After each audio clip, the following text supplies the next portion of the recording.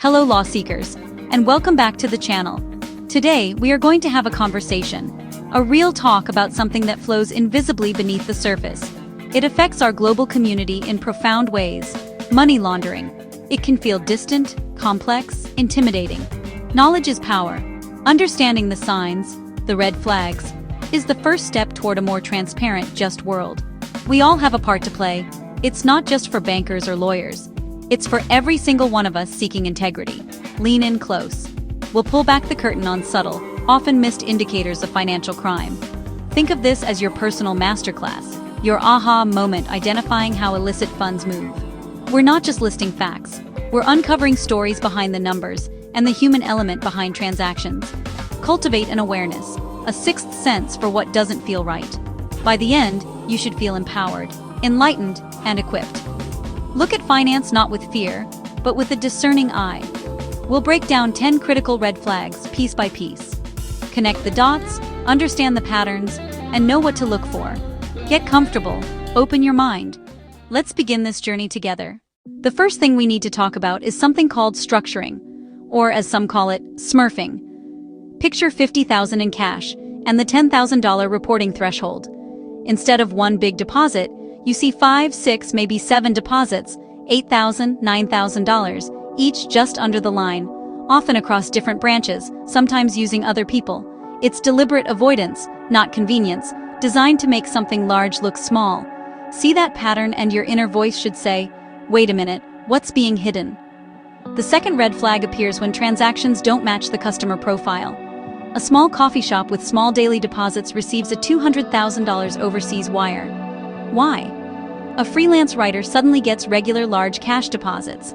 The key word is unexplained.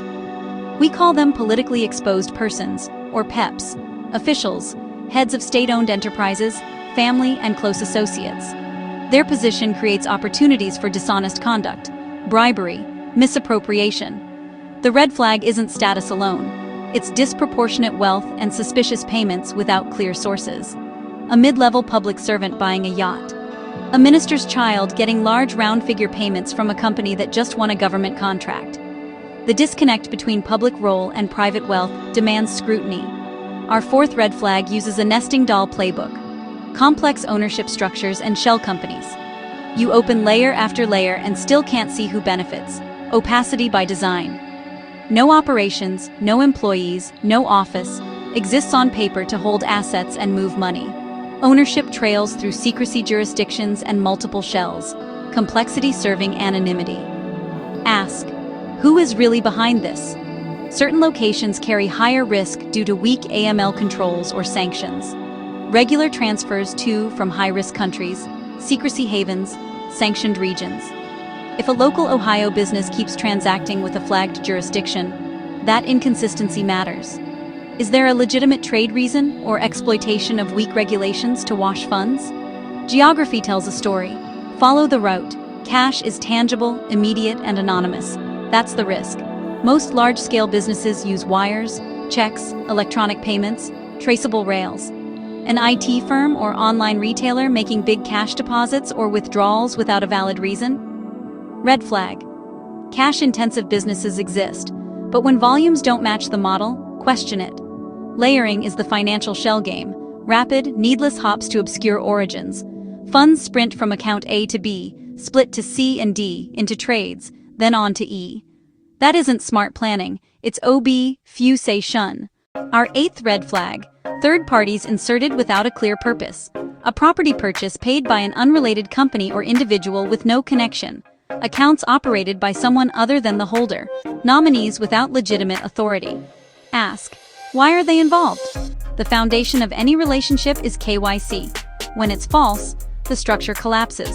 Incomplete forms, inconsistencies, altered IDs, mail drops, disconnected numbers, names that don't match across documents, signs they're not who they claim to be. A relationship built on deceit begs the question, what's being hidden? We're living through seismic tech change, including money.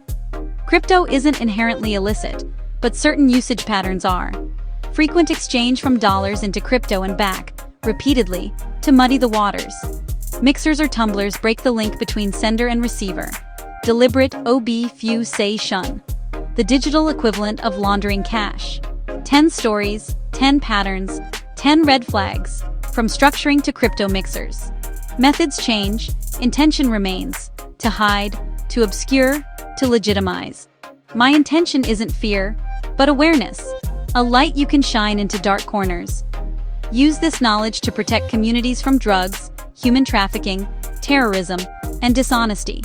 In finance, in business, as citizens, we can be gatekeepers of integrity. This video is for informational purposes only and does not constitute legal advice. Consult a qualified attorney for advice specific to your situation. Thank you for spending this time with me. Carry this knowledge with purpose.